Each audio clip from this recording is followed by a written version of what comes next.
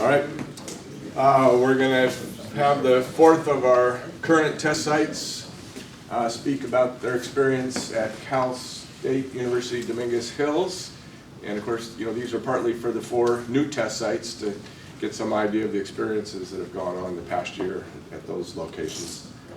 And then we'll have a couple of short presentations after that. So I'll turn it over to Pong. All right, thank you.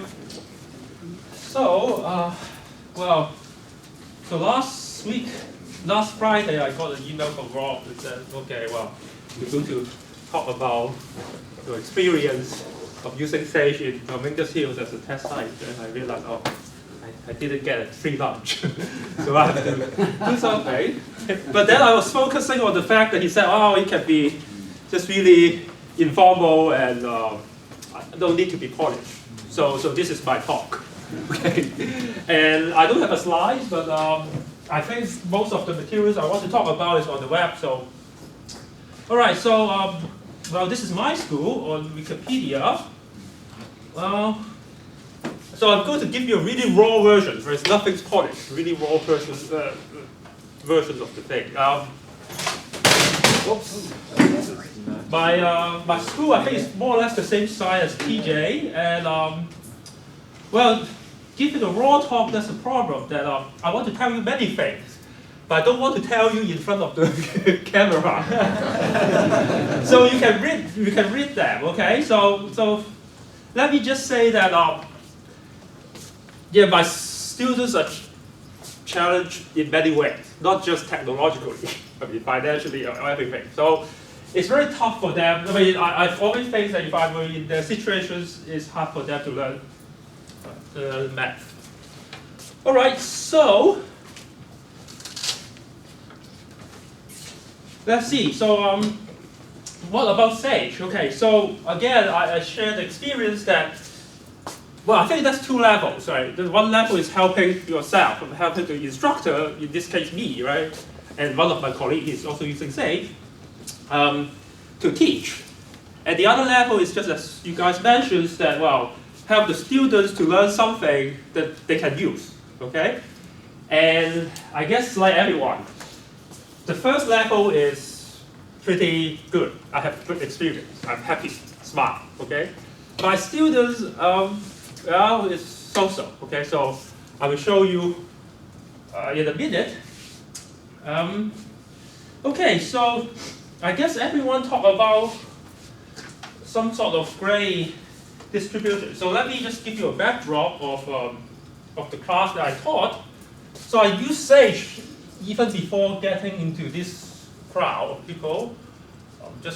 So I taught number theory with Sage, calculus, several variables. Okay, so and well, guess what? I taught last semester. So I'm not going to make you to hear again, but maybe I just say a little bit things. Now, what I want to say is, well, these two classes I use Sage. I didn't have a control experiment, okay? So calculus I use Sage, and then I have taught it without using Sage. So I can report that the failure rate is the same. The amount of people, the percentage of people who fail the class is more or less a quarter. Just having yes. A quarter? Okay. Yes. I was just curious. At UNI it's way worse. Well, it's all right. Okay. All right. So it's a quarter, and it doesn't change. Okay. At least the experiments that I have, well, the only control experiments that I have. Okay.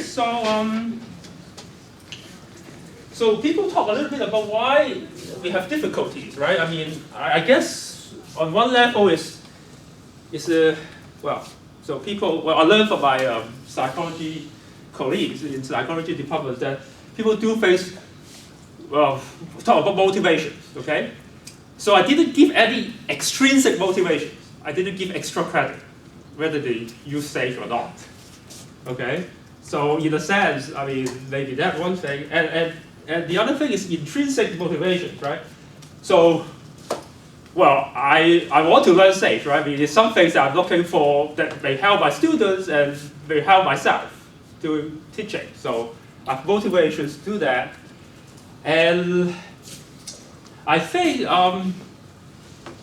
well, talking about the questions that TJ raised, probably the student need to learn a bit more mathematics to appreciate SAGE. That's what I think. See, I mean, that's, I think, maybe, well, we'll see. I mean, so in general, the higher level of the class, the people like to use SAGE a little bit more. That's what I'm saying.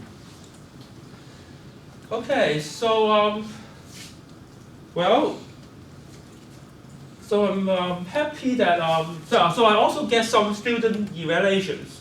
And basically, what did they say? They say, well, don't use, well, I mean, there's some people like SAGE, okay, or using technology, okay? Again, I would say about 10%, okay? And the people who object to it will say, well, don't use it if you don't let me use it in the test. That's one common thing. They say, oh, don't use it. And the other thing that I found is they said, well, don't use this because it makes the computation so easy. Where they actually have to do it without the program, they get stuck. So this is a two major complaint. Now actually, that's one thing I want to share with you that, so I promised that it's raw, right? So I'm going to show you my email. So, okay, this is one of my colleagues. Okay, so how many of you use Microsoft Math in this room? None of you use Microsoft Math, right? I mean, I couldn't even get people who have Windows to install it. I mean, people who don't like Microsoft, I guess, at least in this room. So, let me move it a little bit around so you can see it. So, this student of mine, well, he is actually a pretty good student. I mean, he at least have some knowledge about computers. So he used Linux and he play around with computers. So I asked him, well, why don't you use SAGE? There's a couple of things. So maybe one can think about it, right? He said, well, you can sync it, right? I mean, so even the web server, I guess he has other nodes with this cloud computing thing with Microsoft. And well, anyway, this is one of the opinions that he has, but he gave some reasons why he have some reserve on SAGE, right? So some of the naming conventions almost accept as not, which is true when I show them the row reductions, for example. But I guess, well, I told you this raw, right? So I give you the raw data. I also get my colleague to use SAGE, right? I guess we size. So my department is small. I have 8 people, and I managed to get one of them use SAGE as well. So he said it's very good. So this is his email. So George helped me a lot. I mean, setting up the SAGE server in my place, but he also has some complaints about the documentation, which I think people have mentioned about. So you just want to look at something and to find it. So maybe this is some place that I think we can all improve on. All right, so let's see. All right, so these are the things that I think the students will have some trouble, and compared to myself, I found it very, very useful. So let me show you one thing. Now, I'm sure this implicit talk about many times, but nothing special. Right? In my linear algebra class, nothing special. But I think we haven't mentioned explicitly about the SAGE tag program. So for the people who didn't have not aware of that, so you can ask LaTeX to ask SAGE to do the computation and spit out back to your LaTeX file. I think with this single cell server or whatever, I think you can even be able to do it like send a request and then you do the LaTeX thing on the mobile device. So this is very good. I mean, at some point, right, whether you use people's material at some point you want to write something, right? Even a test. So I think this is very good. So my experience of using Sage. So I also have some docs, right? This graph is produced by Sage. It's just using Sage tag. And this incidence matrix, you certainly don't want to type it yourself. So I hope I convince some of you that this is a good, very good program to use. All right. So what else? So how do I run Sage and what works? I think it works pretty well. So here is how I use Sage. So I just, well, I also put up the link, right? I don't have slides, but I put up the link here. Let's see. Okay, so this is a Sage. Well, I mean, rescale it, right? It's a server running in my school. It's running an old version of Sage. I have a lot of worksheets there. I don't want to bother you with all the worksheets, certainly, but you can see, certainly I think people also mentioned that if there's a better thing to organize the folder, it would be much, when you get a long list, it will be much easier. And, you know, I also have one request. I want to have, I don't know whether it's easy or not, but probably to keep track of when you create it, not just when you last modify this. That will help a little bit. Like you can sort it with the time that you modify it. You create it instead of just the time that you modify this. Can you reply to TJ's message about feature requests and say that? Okay, sure. So that we have a record of these things? Okay. So once I realized that I can type some HTML in Sage last year in this meeting, I realized I could use a lot of things with Sage. So I'm running the department colloquium, so I even have the colloquium page. Well, it's not showing up. Maybe University of Washington kicked me out. Yes. So let me see. As soon as it's up, it should be okay. Let's see. So you can do a lot of things. I found it's very useful. So basically, you can see I put up the homework, everything. And maybe the colloquium page is a little bit, people don't use it, but, so where is it? Oh, I lost mine, right? So, sorry. Right, so you can really think of it as a way of posting stuff. So I had Kiran came last time. That's a nice time. We have a good time. So you can use Sage this way. I found it's very useful. See, when you produce something, you have to maintain a website, right? This thing is almost instant. You just log in and then you change it. You don't need to post anything. And so the students always have an update piece of notes. And I homework, and also I have some kind of quiz going on.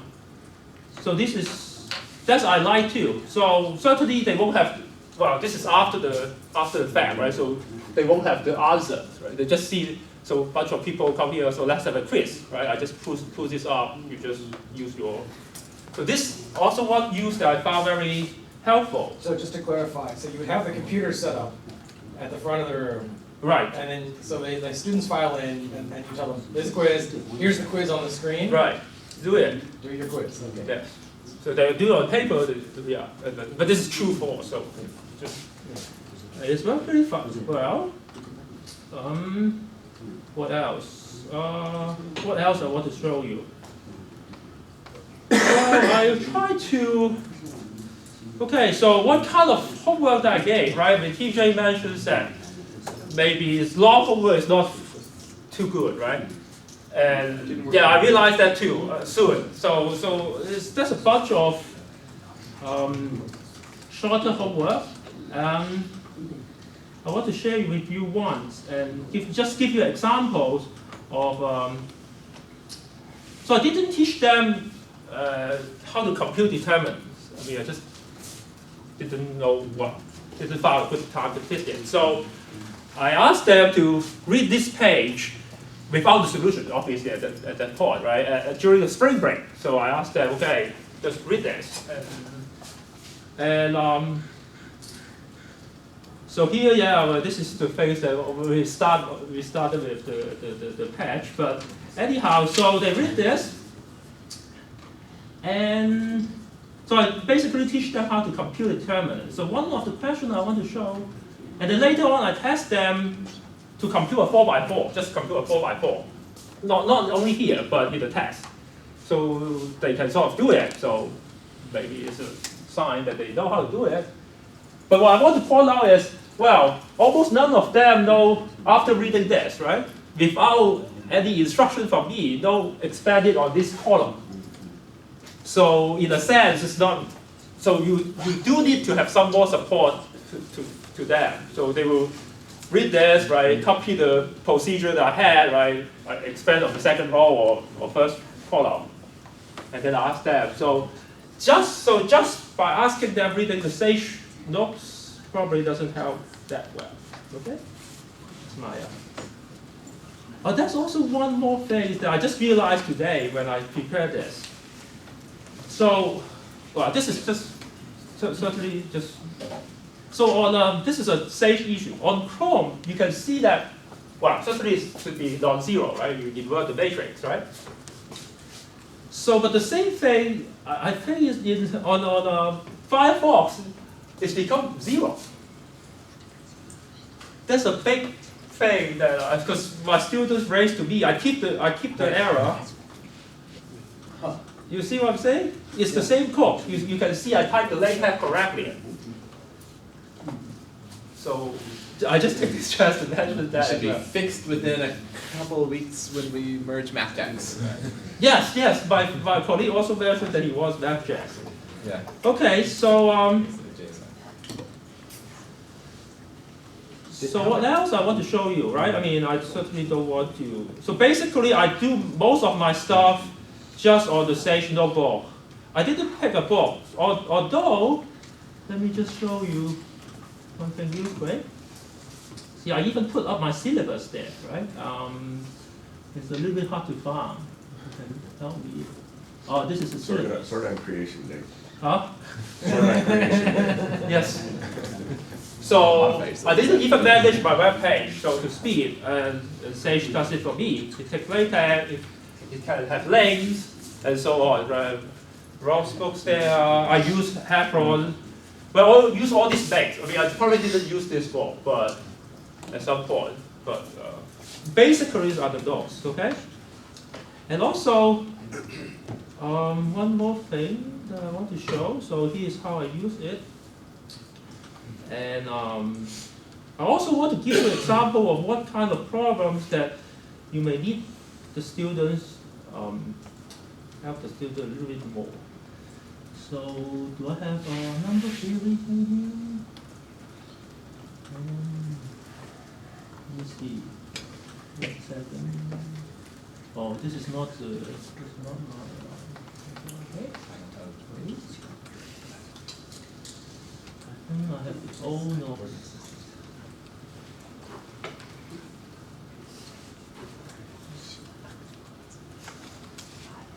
I want to find number theory worksheet 2. Or maybe I just modify it so it's to the top. Okay, I can search it, right? Let's see. Okay, here you go.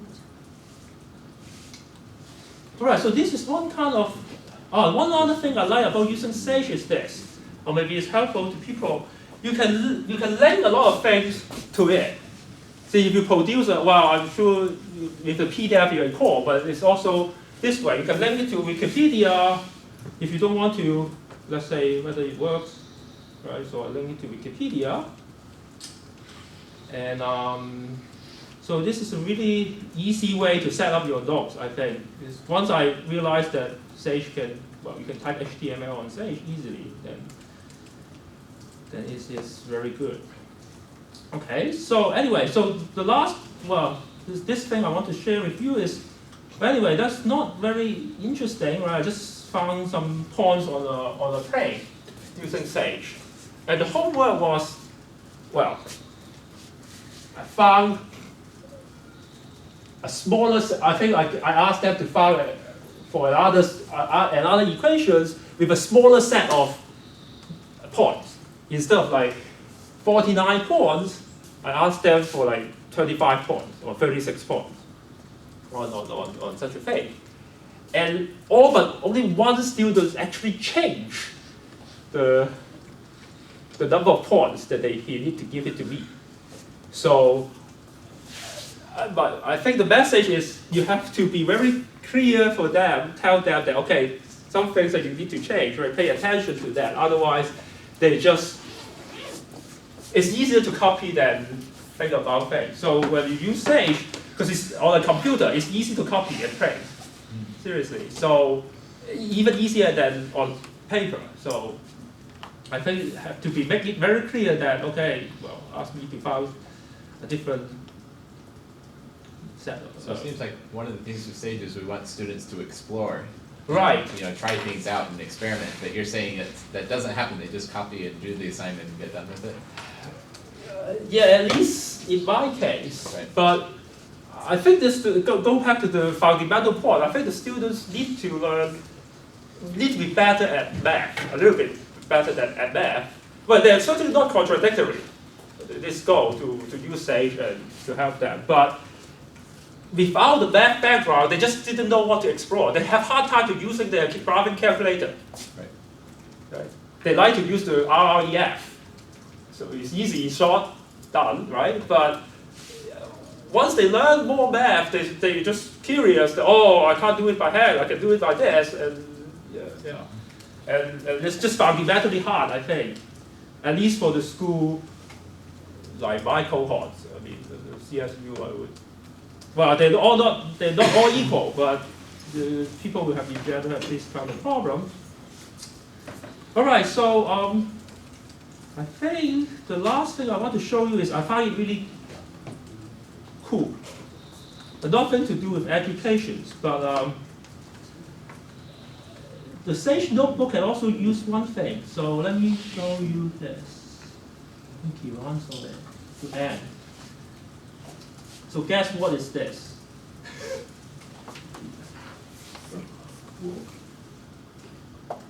Chinese remainder. Is it? Oh, yeah. Chinese. So it's a Chinese remainder theme in Chinese. So you can. You can, well, this is the way to. If you read this, you know what to do. In modern notation, or is that like? No, it's just copy from the old book. It's Yeah, historical. there's an algorithm. It's Yeah. a particular question actually. They didn't.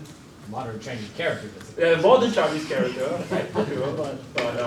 So well, I mean, if you know Italian, right? I remember John last year. He knows some Italian. I mean, I'm sure the dramaturg can find some things that. And can you do it with? I think it's harder to do it with mathematics or other things like that. So I think you can do it in mathematics pretty easily too. I think they have a command. that changes that. So math is. So all in all, it's very. I mean, I would say that's.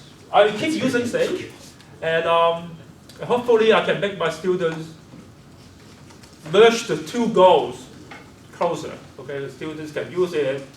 In the future, they're high school teachers. They will be high school teachers. So I want them to have the tools that they can use as teaching. All right, so that's all I want to say. Questions for Pong? I downloaded Microsoft Math and I've been playing with it. Apparently you have Oh, a you Max. can? I thought it's only run on the Windows machine. Yeah, I have an XP virtual Oh, machine. okay. So apparently the max matrix size is 15 by 15. And you can insert a matrix, transpose, reduce, determinant, inverse, size, trace, inner product, and cross product. That's it. But not characteristic polynomial. No characteristic polynomial. No rank. No rank. Yeah, I'm sure among the people here, yeah. And it's set up like a calculator. But they show you stats, right? The students want to see stats. I mean, this is what okay. I asked him. Actually, I asked him. Okay, well. Yeah, I'll try it for the 4x4 matrix. In fact, I bring this up not to challenge the Sage. Oh yeah, I think the Sage people should develop Sage like Sage, not develop Sage like I other was things. just curious It's just- what Microsoft Math was like and why they might Right. You know, what we could do to address some of the points. here. Exactly. That's what my intention. Because I was surprised. I mean, you see, I grade your homework, you did okay. So why don't you just use? One more thing, I tried to teach them how to type tag using Sage. Okay. Oh, because dollar signs, right? And then, yes, exactly. And then the experience is, okay, I said, well, you have to type it. You have to type your homework. I showed them how to type it in the Sage. Right? The homework question is on the Sage notebook. And I end up getting also Word documents. So you have to sort of force it. I mean, depends on the goal, but yeah, that's several things. All right. Thanks a lot, Pong. All right. Go ahead, Gary. So, I guess you've been using Sage sort of as an authoring tool, maybe more than other Right. people. Do you find that sort of essentially forcing the students to use Sage not just for the math, but also to sort of as a communication tool, does that make them sort of less resistant to actually getting to the point of doing the math stuff on Sage? Or So, I mean, right, you have to sort of get students over the hurdle of, oh, I have to use this system to do this thing. Are they less resistant because they're sort of, you already have them reading things, you know, like reading the syllabus? I thought it would be, right, because all the course materials on this web server or this web page, So right? they just get used into the habit of looking at the web server? Right, they like it because they can read it elsewhere. But I didn't really, well, that's my part too. I didn't really have some really meaningful, it takes some time to develop, meaningful Sage questions, right? I mean, I can ask them to compute, okay, here's a big matrix, so do Right, it in this Sage and then. Yeah, but sort of using this, sort of centering all your communication around the Sage server is a different way to kind of break down the barrier. I haven't seen it yet. Did you have any feedback about that, or?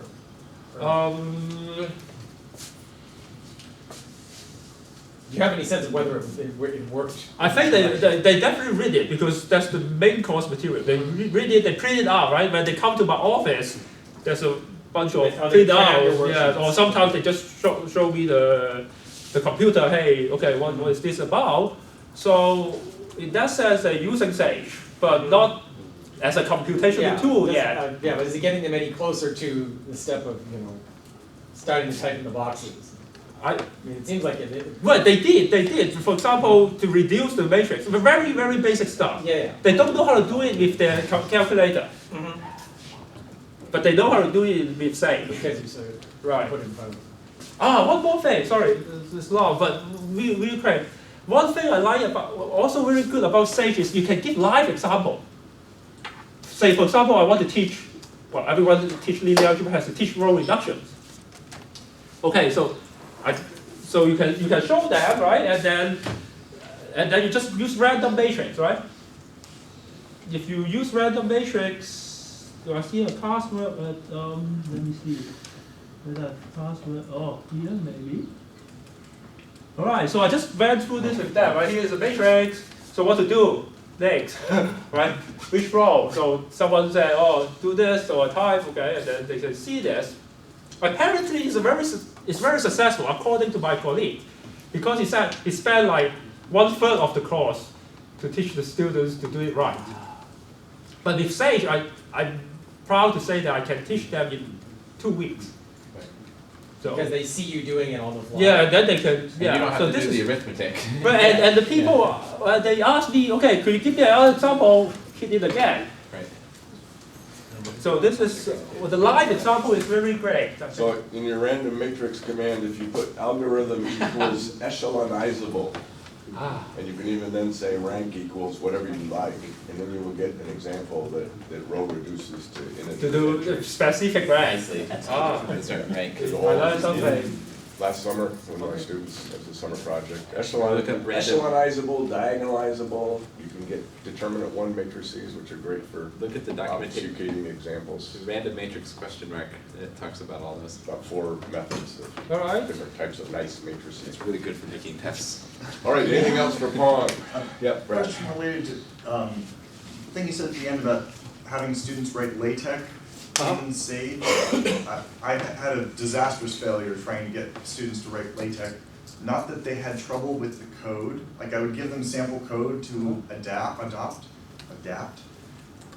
They had no idea how to download things, and you know, when I download a file, where did it go? But you know there's But something. this seems easy, way you did it. There's something actually that's online LaTeX engine.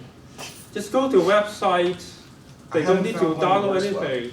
There's one hosted in Czechoslovakia, I can give you a link, where you Okay. just This type in a text box.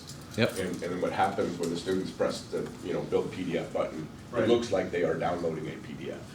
They do have to save it somewhere in their download folder. And, well, University of North Carolina, Greensboro has a great one called Spartan Tech that will reach into your Google Docs. Right. Pull out, but it doesn't work. Well, let's say Microsoft success for a reason. I mean, Right. people use it, but we know for the people who want to invest a little bit more, I mean, it's at least the initial hurdle is always hard. So, I suppose they can use it, they can make a worksheet and do it sort of the same way that you do your, they can type text in a Sage worksheet. yeah, they should. I mean, that's what I expect, right? I have the questions on it, and I show in Did you front show of the them how crowd. to do that? Yes, exactly. Okay. It's shift Did some key. of them do that? Yeah, some of them do that, but the majority of them just turn in Microsoft Word. Yeah, that's right. All right. All right. Okay, let's like Pong.